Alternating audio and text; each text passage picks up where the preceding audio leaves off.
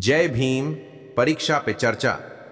नाम तो सुनने में साधारण लगता है, लेकिन हर साल भारत के करोड़ों छात्रों के लिए ये एक ऐसा मंच बन चुका है जहां वे देश के प्रधानमंत्री से लेकर गृह मंत्री से सीधा संवाद कर सकते हैं। ये कार्यक्रम सिर्फ परीक्षा से जुड़ी चिंता और मानसिक दबाव पर बात करने के लिए नहीं होता, बल्कि ये एक राष्ट्रीय संवाद की तरह होता है, जहां से शिक्षा, युवाओं का भविष्य और समाज में बदलाव के बीज बोए जाते हैं। ये आयोजन पहली बार 2018 में शुरू हुआ था और इसका उद्देश्य था छात्रों में आत्मविश्वास भरना, अभिभावकों में समझ विकसित करना और शिक्षकों को नई दिशा देना।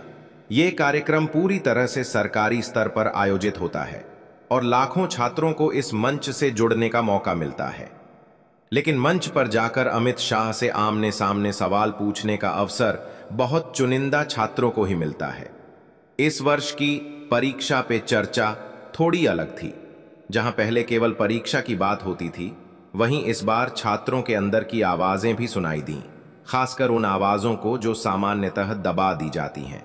इन्हीं आवाजों में से एक थी एक दलित छात्रा की आवाज। वह कोई मशहूर चेहरा नहीं थी, न किसी बड़े शहर से, न किसी महंगे स्कूल से, लेकिन उसके सवाल में जो आग थी वह पूरे देश में चर्चा का विषय बन गई।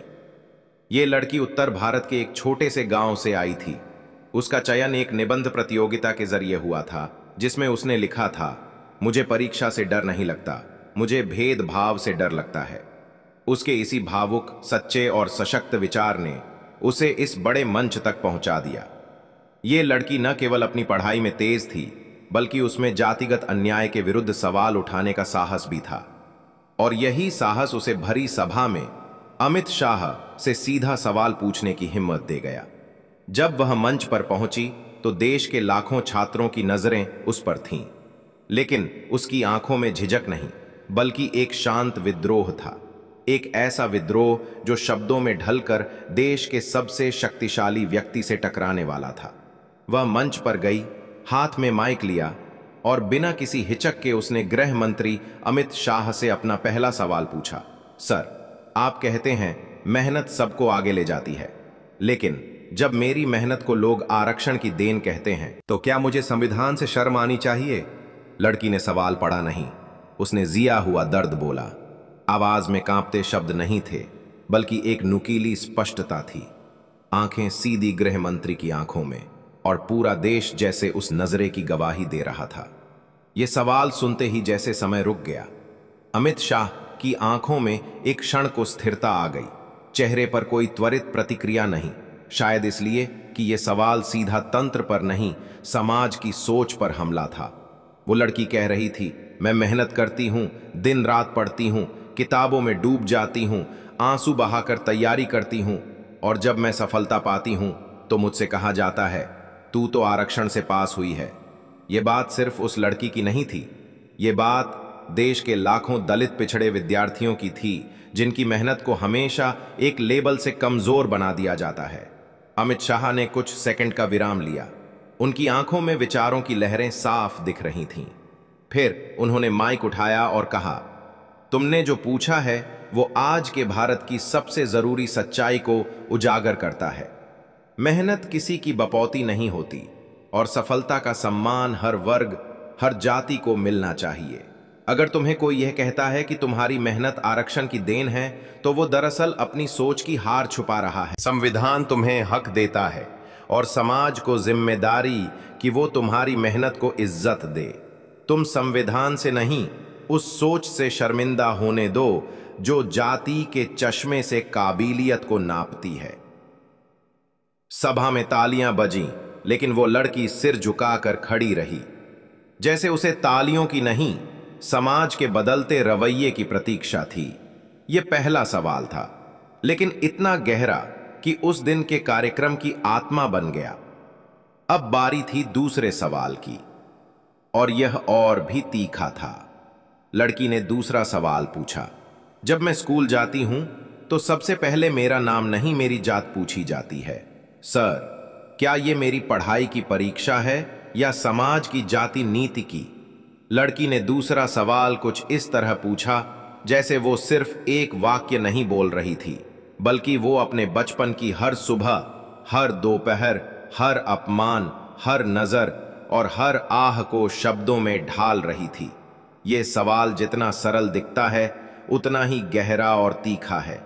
उस लड़की ने अपनी बात में वो दर्द समेटा था जिसे देश की लाखों दलित बच्चियां हर रोज झेलती हैं।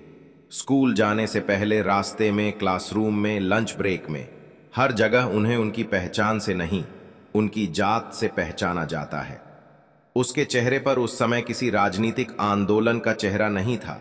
वो सिर्फ एक बच्ची थी जो ये पूछ रही थी कि जब वो शिक्षा के लिए स्कूल जाती है तो सबसे पहले उसकी काबिलियत नहीं, उसकी जात क्यों देखी जाती है। अमित शाह ये सुनकर शांत हो गए। उनकी आंखें मंच से कुछ दूर शून्य में देखने लगीं।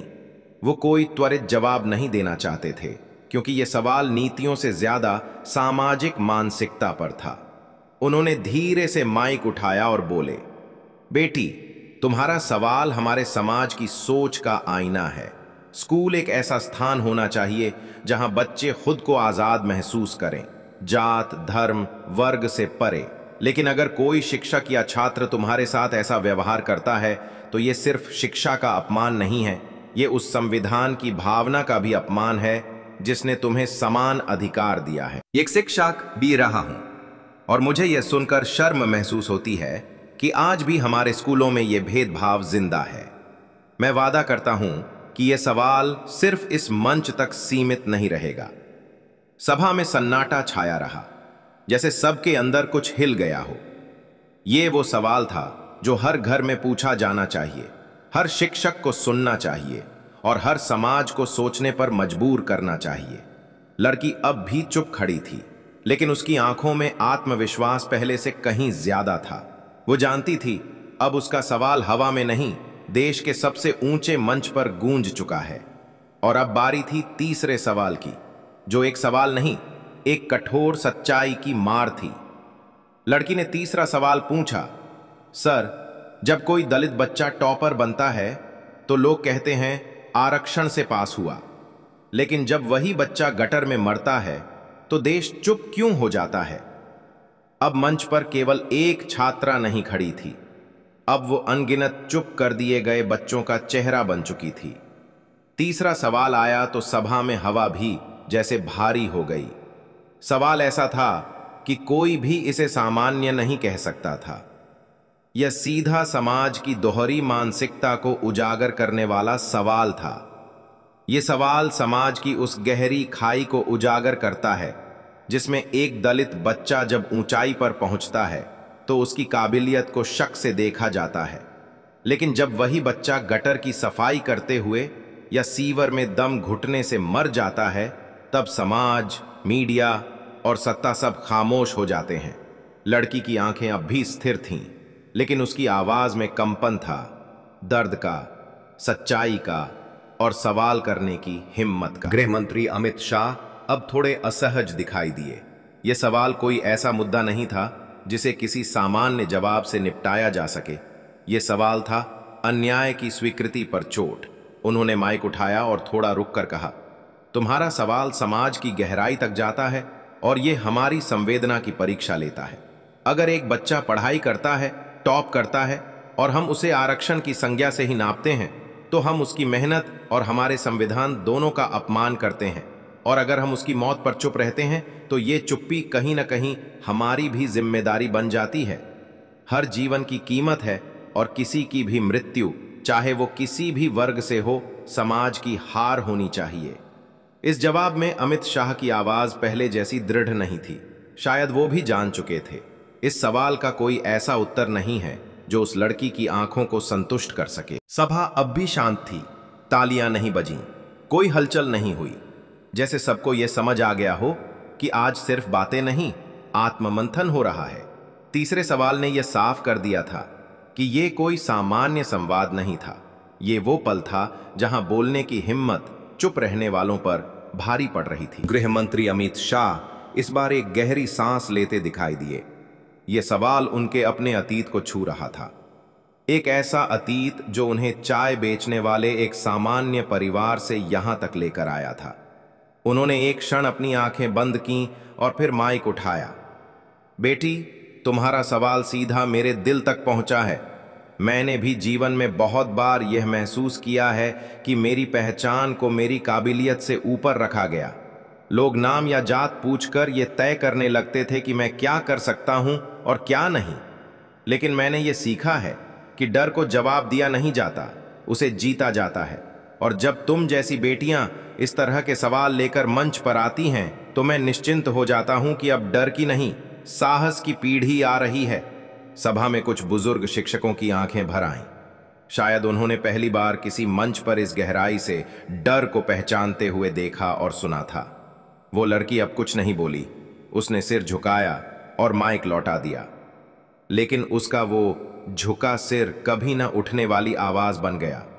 उसकी चुप्पी ही आज की सबसे जोरदार आवाज थी। पूरा कार्यक्रम खत्म हो गया था, लेकिन सवाल अभी भी हवा में गूंज रहे थे, किसी के जहन में, किसी के दिल में और किसी की आत्मा में। ये वो सवाल थे जो एक बच्ची ने पूछे थे, लेकिन जवाब अब पूरे भारत को देना है।